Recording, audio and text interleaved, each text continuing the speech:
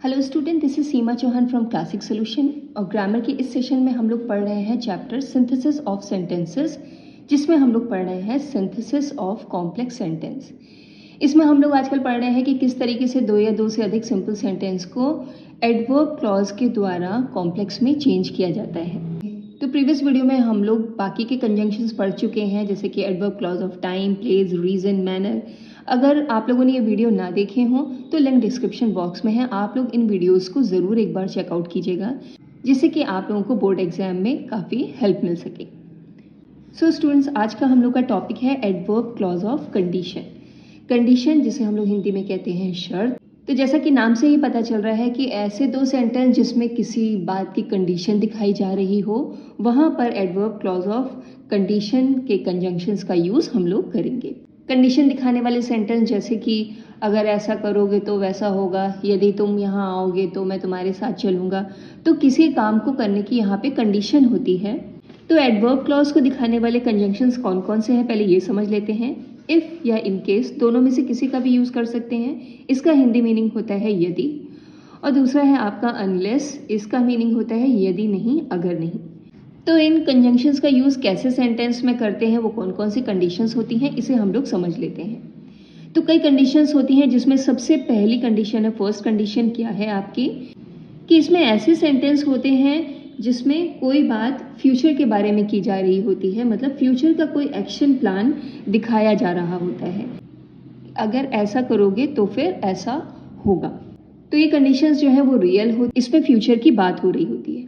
तो अगर आपको ऐसी कोई कंडीशन दिखे तो वहाँ स्ट्रक्चर क्या होता है वर्ड्स का, देखिए सबसे पहले हम लोग लिखेंगे इफ़, और उस जो इफ़ वाली क्लॉज होती है, मतलब जो कंडीशनल क्लॉज होती है आपकी, वो सिंपल प्रेजेंट टेंस में बनाई जाती है। अब वो किसी भी टेंस में हो, जब आप उसको कंबाइन करेंगे तो इफ़ वाली क्लॉज यानी कि जो कंडीशनल क्लॉज होती है वो आपकी सिंपल प्रेजेंट, या जिसे आप लोग कहते हैं प्रेजेंट इंडेफिनिट टेंस, उसमें लिखी जाती है। और उसके बाद में कॉमा प्लेस किया जाता है। फिर जो आपकी प्रिंसिपल क्लॉज होती है उसमें विल या शैल, मतलब कि वो फ्यूचर टेंस में बनाई जाती है, विल और शैल, और उसके बाद में वर्ब की फर्स्ट फॉर्म का यूज़ वहाँ पर किया जाता है। तो अगर आपकी सबऑर्डिनेट क्लॉज आप पहले लिख रहे हैं तो प्रिंसिपल क्लॉज से पहले कॉमा प्लेस करते हैं, और अगर ऐसा नहीं है, मतलब कि सबऑर्डिनेट क्लॉज आप बाद में लिख रहे हैं, तो फिर वहाँ पर इफ़ का यूज़ करते हैं, फिर वहाँ पे कॉमा प्लेस करने की आपको ज़रूरत नहीं है। तो आइए देख लेते हैं, एग्जाम्पल से समझते हैं इसको। Study hard you will pass your exam, कि कठिन परिश्रम करो और तुम पास हो जाओगे।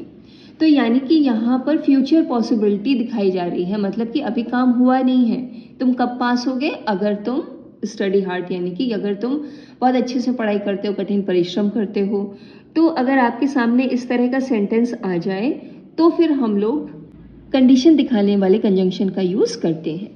तो कैसे बनाएंगे, इसमें कंडीशन क्या है कि कब पास होगे, अगर ये वाला काम करोगे, मतलब अगर स्टडी हार्ड, अगर कठिन परिश्रम करोगे तो फिर पास हो पाओगे। यानी कि कंडीशन यहाँ पे किस सेंटेंस में है, स्टडी हार्ड में। तो आइए इसे बनाते हैं हम लोग। सबसे पहले लिख लेंगे इफ़, और इफ़ के बाद में आप लोग जानते हैं कि कंजंक्शन के बाद में हमें सब्जेक्ट लिखना पड़ता है। अब चूंकि ये सेंटेंस जो है वो आपका इंपरेटिव है, तो सब्जेक्ट आपका यू होगा। ऐसे भी समझते हैं, कौन एग्ज़ाम पास करेगा, यू, और कौन स्टडी हार्ड करेगा, वही जो एग्ज़ाम पास करना चाहेगा। तो यहाँ पे सब्जेक्ट आपका यू ही होगा। तो इफ़ यू, और उसके बाद में अब ये सेंटेंस हमें सिंपल प्रेजेंट टेंस में बनाना है, तो इफ़ यू स्टडी हार्ड। अब इसके बाद में क्या है, हम लोग यहाँ पे कॉमा लगाएंगे। अब फिर हम लोग प्रिंसिपल क्लॉज लिखेंगे, और ये वाला जो सेंटेंस है ये आपका जैसा फ्यूचर टेंस में लिखा है ये ऐसे ही लिखा रहेगा। सो स्टूडेंट, इस तरह से आपका सेंटेंस कंबाइंड होगा, if you study hard you will pass your exam. आइए नेक्स्ट देख लेते हैं। It will rain we will cancel the match. अगर बारिश होगी तो मैच कैंसिल हम लोग कर देंगे। यानी ये अभी हुआ नहीं है, ये दोनों पॉसिबिलिटी जो है वो आपकी क्या है, फ्यूचर की दिखाई जा रही है, कि अगर बारिश होगी तो मैच कैंसिल कर दिया जाएगा। तो मैच के कैंसिल होने की कंडीशन क्या है, अगर बारिश होगी, मतलब अभी हुई नहीं है, अगर ऐसा होता है तो फ्यूचर पॉसिबिलिटी दिखाई जा रही है।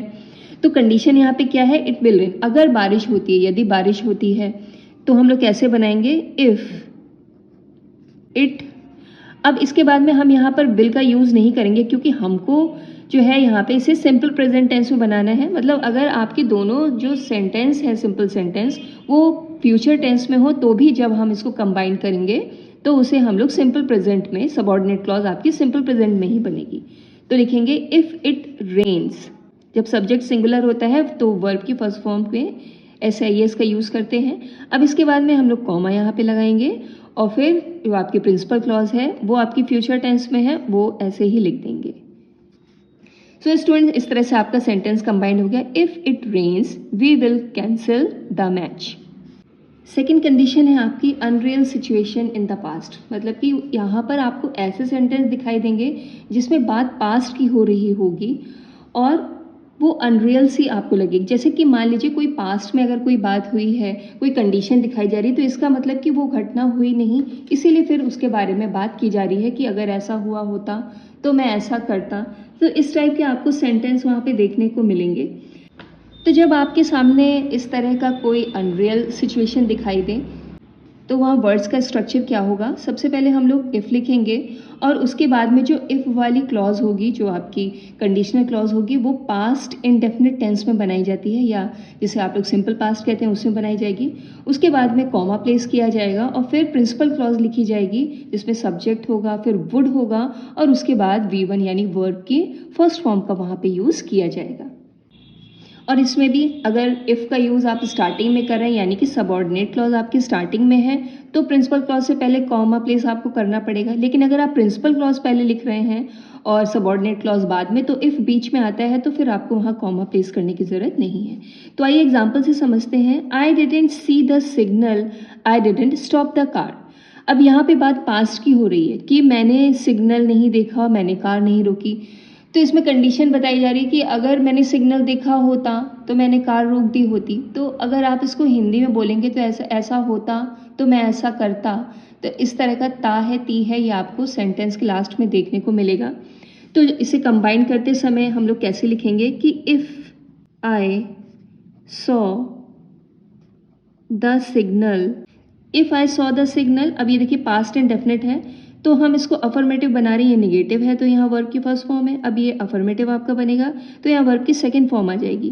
तो if I saw the signal, फिर कॉमा लगाएंगे और उसके बाद जो आपकी प्रिंसिपल क्लॉज है उसमें वुड और वर्ब की फर्स्ट फॉर्म का यूज़ किया जाएगा। तो कैसे लिखेंगे? आई वुड, अब वर्ब की फर्स्ट फॉर्म यहाँ पे स्टॉप लिखेंगे, I would stop the car. तो इस तरह से आपका सेंटेंस कंबाइंड हो गया। If I saw the signal, यदि मैंने सिग्नल देखा होता, I would stop the car, तो मैंने कार रोक दी होती। दूसरा सेंटेंस है आपका I am not a millionaire, I can't buy a car, कि मैं कोई मिलेनियर नहीं हूँ और मैं कार नहीं खरीद सकता हूँ। तो यहाँ पे भी आप देख रहे हैं कि एक अनरियल हाइपोथेटिकल कंडीशन है।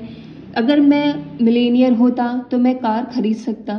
तो अब ऐसे केस में हम लोग यहाँ पे वर का यूज़ करते हैं, इफ़ आई वर। अब सब्जेक्ट यहाँ पर कोई भी हो, आई के यहाँ आई हो, ही हो, कुछ भी हो, यहाँ पे वर का ही यूज़ किया जाएगा। If I were a millionaire, comma I would.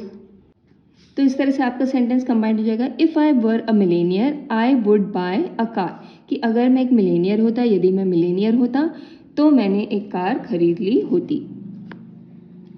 तो जब इस टाइप का सेंटेंस आएगा आपके सामने तो स्ट्रक्चर थोड़ा सा चेंज हो जाएगा आपका। इफ़ के बाद में आपका सब्जेक्ट आ जाएगा और उसके बाद में फिर वर का यूज़ आप करेंगे और उसके बाद में जो आपका नाउन होगा वो यहाँ पे लिखा जाएगा, फिर कॉमा और उसके बाद में आपकी प्रिंसिपल क्लॉज वैसे ही लिखी जाएगी, उसमें वुड प्लस वर्ब की फर्स्ट फॉर्म का यूज़ किया जाएगा। इसके बाद में आपकी थर्ड कंडीशन है जिसमें बहुत लॉन्ग पास्ट यानी कि बहुत पहले के टाइम की बात हो रही होती है। लॉन्ग पास्ट मतलब कि वो काफ़ी समय पहले की बात होती है।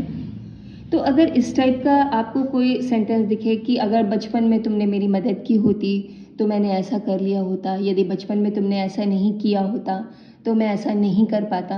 तो हिंदी में जब आप जोड़ेंगे तो ये मीनिंग इसी तरीके का देता है, मतलब लॉन्ग पास्ट की बात हो रही होती है। अगर मैं थोड़ा पहले गया होता तो शायद मुझे वो मिल जाता। तो इस तरह के सेंटेंस आपको देखने को मिलते हैं। तो अगर आपके सामने इस तरह कोई सेंटेंस आता है तो वर्ड्स का स्ट्रक्चर क्या होगा? सबसे पहले हम लोग सबऑर्डिनेट क्लॉज जैसे कि उसमें इफ़ लिखेंगे और उसके बाद में वो जो सबऑर्डिनेट क्लॉज होगी हमारी वो पास्ट परफेक्ट टेंस में होगी। पास्ट परफेक्ट के रूल आप लोग जानते हैं, उसमें क्या होता है, हैड प्लस वर्ब की थर्ड फॉर्म का यूज़ वहाँ पे किया जाता है। उसके बाद में फिर हम लोग कॉमा प्लेस करेंगे और प्रिंसिपल क्लॉज लिखेंगे जिसमें हम लोग वुड हैव और वर्ब की थर्ड फॉर्म का वहाँ पर यूज़ करेंगे। तो आइए एग्जाम्पल से समझ लेते हैं। We didn't leave early, we miss the bus. अब इसमें क्या बताया जा रहा है कि हम लोग जल्दी नहीं निकले और हम लोगों ने बस को मिस कर दिया। तो इस टाइप के सेंटेंस आपको पास्ट में ही देखने को मिलेंगे और लॉन्ग पास्ट की बात हो रही होती है कि अगर थोड़ा पहले निकल गए होते तो बस पकड़ ली होती, यानी कि ये बात जो है वो बीत चुकी है, पास्ट टेंस की है। तो आइए इसको कंबाइन करते हैं। इसमें कंडीशन क्या बताई जा रही है कि अगर हम जल्दी निकले होते, तो इस सेंटेंस पर कंडीशन बताई जा रही है, यानी कि अब हम इसी को कंडीशनल क्लॉज बनाएंगे। तो सबसे पहले लिखेंगे इफ़ और उसके बाद में लिखेंगे वी, और अब इस सेंटेंस को हमें पास्ट परफेक्ट में बनाना है, यानी कि अब हम यहाँ पे लिखेंगे हैड और हैड के बाद वर्ब की थर्ड फॉर्म, तो हो जाएगा लेफ्ट अर्ली। अब हम लोग यहाँ पे कॉमा प्लेस करेंगे और इसके बाद में प्रिंसिपल क्लॉज लिखेंगे वी और फिर लिखेंगे वुड नॉट। तो इस तरह से हमारा सेंटेंस कंबाइंड हो गया। If we had left early we would not have missed the bus. तो किस तरह की कंडीशन बताई जा रही है ये आप लोगों को समझ करके फिर सेंटेंस को कंबाइन करना पड़ेगा और आप लोगों को सही उसमें टेंस का यूज़ करना पड़ेगा। नेक्स्ट है आपकी ज़ीरो कंडीशन, मतलब कि यहाँ पर आपको ऐसे सेंटेंस दिखाई देंगे जहाँ पर कोई बात फैक्ट होगी। फैक्ट मतलब कि उस बात में सच्चाई होगी, सही होगी, या आप ये कह सकते हैं कि वो बात यूनिवर्सली ट्रुथ होगी। मतलब जो सेंटेंस होगा आपका वो ऐसा होगा जो बिल्कुल सही बात उसमें कही जा रही होगी। जैसे कि अगर हम लोग बॉल को ऊपर उछालेंगे तो वो नीचे आएगी, तो ये एक सच बात है, ये फैक्ट है। अगर हम लोग पानी को उबालेंगे तो वो भाप बन जाएगा, तो ये जो है बात बिल्कुल सही है, ये बात सच है। तो जब इस तरह की सेंटेंस आपको देखने को मिले तो उसको ज़ीरो कंडीशन कहते हैं। और ऐसे सेंटेंस को कंबाइन करते समय वो भले ही आपके फ्यूचर में लिखे हों, प्रेजेंट में लिखे हों, किसी में भी लिखे हों, जब आप उसको कंबाइन करेंगे तो वो दोनों ही क्लॉज जो हैं, मतलब आपकी सबऑर्डिनेट क्लॉज और आपकी principal clause simple present tense में ही बनेंगी। दोनों ही क्लॉज जो हैं वो आपकी सिंपल प्रेजेंट टेंस या प्रेजेंट इंडेफिनिट जिसे आप कहते हैं उसमें आपकी बनेंगी। तो आइए एग्जाम्पल से समझते हैं। जैसे आपके सामने यहाँ पे लिखा है यू विल हीट आइस, कि तुम आइस को गर्म करोगे, इट विल मेल्ट, तो वो मेल्ट हो जाएगी। तो अब ये बात सही है, सच है। अगर हम लोग बर्फ़ को गर्म करेंगे तो क्या हो जाएगा, वो मेल्ट हो जाएगी, ये बात सच है। तो ऐसे केस में अब हम क्या करेंगे कि दोनों ही क्लॉज जो हैं वो सिंपल प्रेजेंट टेंस में बनाएंगे। अच्छा, कंडीशन क्या दिखाई जा रही है कि बर्फ़ कब मेल्ट होगी, जब उसको हम लोग हीट करेंगे। तो इस वाले सेंटेंस में जो है कंडीशन दिखाई जा रही है, यानी अब हम यहाँ पर इफ़ का यूज़ करेंगे। तो सबसे पहले लिखेंगे इफ़ और उसके बाद में सब्जेक्ट आ जाएगा इफ़ यू, और सेंटेंस को हम लोग को सिंपल प्रेजेंट टेंस बनाना है, तो क्या लिखेंगे, इफ़ यू हीट आइस। इसके बाद में कॉमा लगाएंगे और ये वाला सेंटेंस भी जो है हम लोग प्रिंसिपल क्लॉज जो है हमारी, हम लोग इसको भी सिंपल प्रेजेंट में बनाएंगे। तो कैसे लिखेंगे, if you heat ice it melts. तो इस तरह से आपका सेंटेंस कंबाइंड हो गया। Use of unless. अनलेस के बारे में कुछ चीज़ें हम लोग समझ लेते हैं, जिसका हिंदी मीनिंग यदि नहीं अगर नहीं निकलता है। अनलेस का यूज़ जो है वो अनरियल कंडीशन में या हाइपोथेटिकल कंडीशन हो वहाँ पर इसका यूज़ नहीं किया जाता है। अनलेस का मीनिंग इफ़ प्लस नॉट निकलता है, इफ़ नॉट इसका मीनिंग निकलता है। तो जिस क्लॉज में अनलेस का यूज़ होता है, मतलब कि वो क्लॉज जो अनलेस से शुरू हो रही होती है, फिर उसमें नॉट का यूज़ नहीं करते हैं, क्योंकि अनलेस जो है वो निगेटिव मीनिंग देता है। उसके बाद वाली क्लॉज को नेगेटिव बना सकते हैं, लेकिन वो क्लॉज जो अनलेस से स्टार्ट हो रही है उसमें फिर नॉट का यूज़ नहीं किया जाता है। तो आइए इसे एग्जाम्पल से समझ लेते हैं। He must work hard, he can not get success. अब आप देख रहे हैं कि ये एक अनरियल कंडीशन नहीं है, एक रियल कंडीशन है कि जो हार्डवर्क करेगा उसे सफलता मिलेगी। और ये एक फ्यूचर की कंडीशन है, मतलब कि अभी ये काम हुआ नहीं है, ये कोई अनरियल कंडीशन नहीं है। तो ऐसे केस में हम लोग अब यहाँ पे अनलेस का यूज़ कर सकते हैं।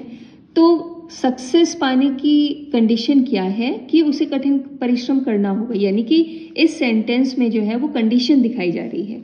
तो अब हम यहाँ पर लिखेंगे अनलेस ही वर्क हार्ड। तो ये फ्यूचर पॉसिबिलिटी दिखा रही है, जैसा कि मैं आप लोगों को पहले भी बता चुकी हूँ कि जहाँ पर फ्यूचर पॉसिबिलिटी हो दिखाई जा रही हो वहाँ पर हम लोग जो आपकी सबऑर्डिनेट क्लॉज है वो सिंपल प्रेजेंट टेंस में बनती है। क्लॉज को हम लोगों ने सिंपल प्रेजेंट टेंस में बना लिया। अब हम यहाँ पे कॉमा प्लेस करेंगे और अब प्रिंसिपल क्लॉज लिखेंगे। तो इस तरह से आपका सेंटेंस कंबाइंड हो गया, unless he work hard comma he can not get success, कि यदि या अगर वो कठिन परिश्रम नहीं करेगा तो वो सफलता प्राप्त नहीं कर सकता। सो स्टूडेंट्स, ये आपका था adverb clause of condition. Complex sentence की आपकी लास्ट क्लास थी। आई होप आप लोग को वीडियो बहुत अच्छे से समझ में आएगा। If you like my video, hit the like button and share with your friends, and if you have any doubt any query do right in the comment section. तो अगर आप लोग चाहते हैं कि मैं इसकी एक एक्सरसाइज लेकर के आऊँ कॉम्प्लेक्स सेंटेंस की या एडवर्ब क्लॉज की, तो आप लोग प्लीज़ मुझे कमेंट करके बताइएगा। So student, that's all for today. चलिए मिलते हैं नेक्स्ट वीडियो में। Thank you so much for watching my video.